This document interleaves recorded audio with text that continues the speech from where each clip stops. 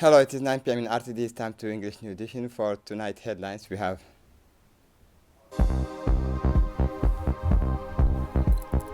the Minister of Health visited different sites of the hospitals.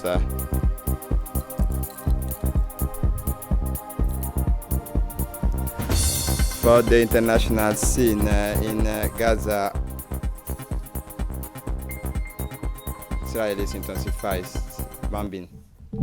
Welcome to our newsroom. As part of the monitoring and evaluations of construction site in the Ministry of Health various hospital, Dr. Ahmed Rabil Abdillah made a field visit to the hospital's various health facilities.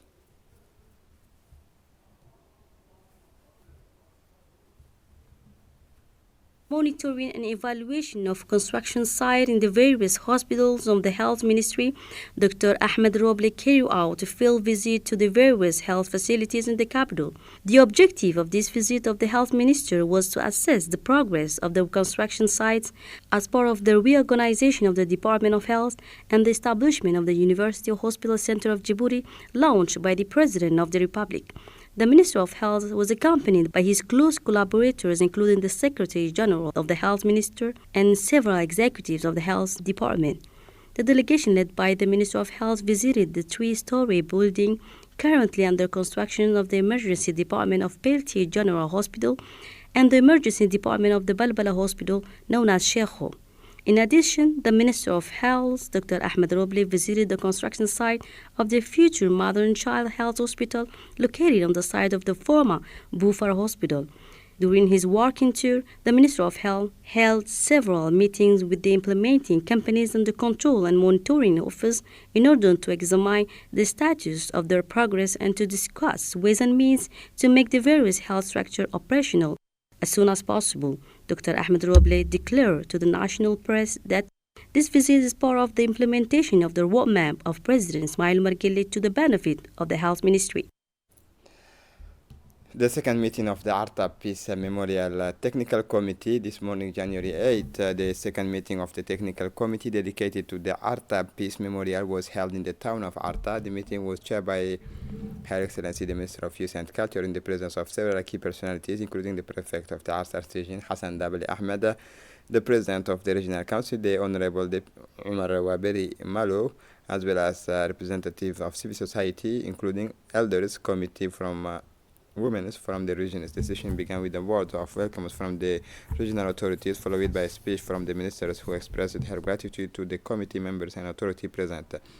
She praised their continued commitment to the realizations of this symbolic project. The programs for the meetings included two highlights: a visit to the memorial site, currently in the final stages of construction, is enabling committee members to see for themselves how work is progressing, and a working session is devoted to allocating the various tasks required to complete the project. The meeting ended in a convivial atmosphere marked by a family photo, bringing together all the participants testifying to their shared commitment to peace and collective memory. The LANA is on audit in inspection towers of mineral waters production plant, warehouses and stores in the 5 regions of the interior as part of its regular monitoring and surveillance programs of the quality of foodstuffs consumed by the populations of these regions. After the southern region, the LANA Mobile Brigade of Quality and Food Safety Engineers and senior technicians traveled to the Tajura regions, where the Prefect Muhammad Hamad Abbas gave them a warm welcome in his office. The Prefect expressed his gratitude to the inspectors for their collaborations and commitment to public health. He underlined the importance of their missions to assess the conformity of foodstuff and praised their expertise in this crucial file. The meeting was marked by the constructive exchanges between the Prefect and the health inspectors.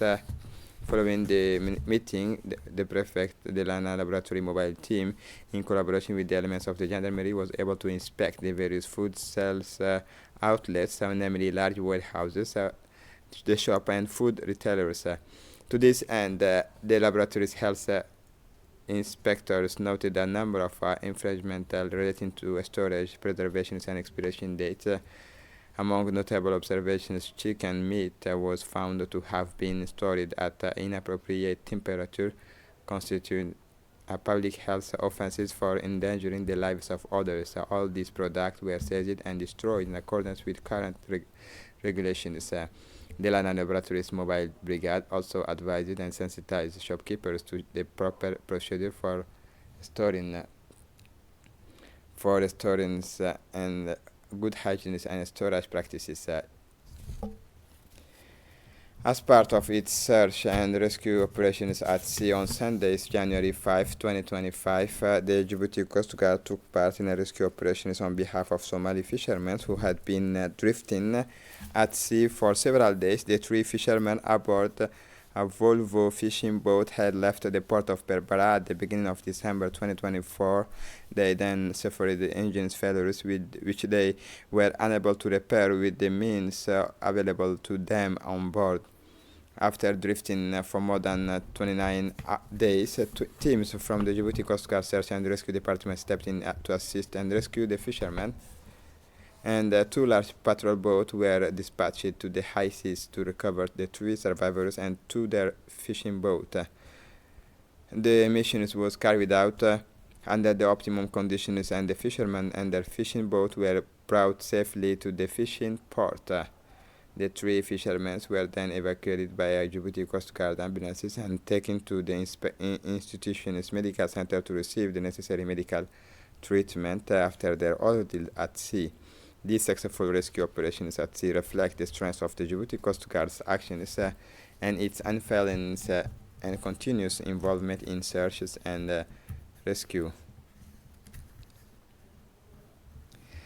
There are places where nature unfolds with such splendors that it becomes almost unreal. Listen to the report.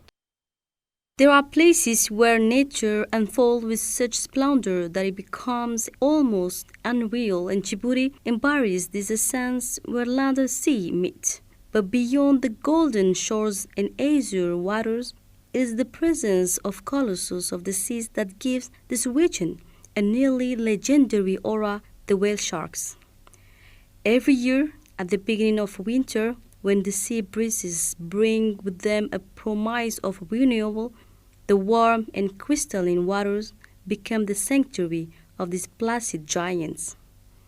They come attracted by the abundance of plankton floating in the azure depths and creating a spectacle that even the most skilled struggle to describe. Whale sharks, this colossi of the oceans, impressed not only by their size, reaching 12 meters long, but also by the serenity that comes from their presence. They open their large mouth not to devour, but to filter water, humbly feeding on plankton. Let us illustrate the great lesson of nature. Even the greatest among us can live in harmony with the smallest. For adventurous souls, swimming alongside these giants is a stunning and wonderful experience. Travelers equipped with a mask and snorkel are brought by local guides, themselves respectful guardians of this fragile ecosystem. Djiboutian guides know the mystery of the seas and ensure the modern man in his insatiable quest for discovery does not disturb this delicate balance of this underwater universe. Meeting a whale shark is more than just an adventure. It is a communion with one of the greatest mysteries of the sea. Some tourists describe this experience as touching eternity with your fingertips. The whale shark, but its mere experience reminds us of the greatness and weakness of life. Djibouti, with its pristine beaches and magical waters, becomes the scene of an odyssey where man and nature meet in a moment of eternity. Swimming with whale sharks is not only a tourist attraction, it is a celebration of life, an ode to nature in all its splendor and complexity. In this world where everything seems ephemeral, there are moments engraved in the soul. The encounter with whale sharks of Djibouti is one of it. Let us remind the infinite beauty of our planet and the importance of preserving it. A metal object falling from space lands in a village in Kenya. Listen for more details. A glowing ring of metal more than 8 feet in diameter and weighing more than 1,100 pounds fell from the sky and crash landed in a remote village in Kenya this week, causing no injuries but frightening residents who fear a bomb or worse. The object turned out to be space debris, junk left over from 6 decades of space exploration and a growing number of commercial launches, the Kenya Space Agency said on Wednesday. It identifies the object as a separation ring from a launch rocket and said that it was investigating the ring's origin and ownership. Such objects are usually designed to burn up as they re-enter the Earth's atmosphere and to fall over unoccupied areas such as the ocean, the space agency said, describing the incident as an isolated case. For the international scene, Gaza humanitarian aid compromised by insecurity deplores the UN. OCHA and the UN Humanitarian Agency deplores the fact that it has become impossible to ensure the delivery of humanitarian aid to Gaza due to the insecurity and chaos on the ground. The humanitarian situation in Gaza has deteriorated considerably, prompting OCHA head Tom Fletcher to declare that efforts to save the lives of survivors in Gaza are at breaking point, a situation he attributed to Israeli attacks on aid workers and the collapse of law and order in the war-torn enclaves on the ground. Daily lives in Gaza for the past 15 months continues to be punctuated by incessant raid by the Israeli army, which is in the last 24 hours have claimed at least 49 more victims, according to the Palestinian medical authorities. Syria international flight resumes at Damascus airport. International flights resumed on Tuesday at Damascus airport. A Syrian Airlines flight carrying 145 passengers left the capital for Sharjah airport in the United Arab Emirates.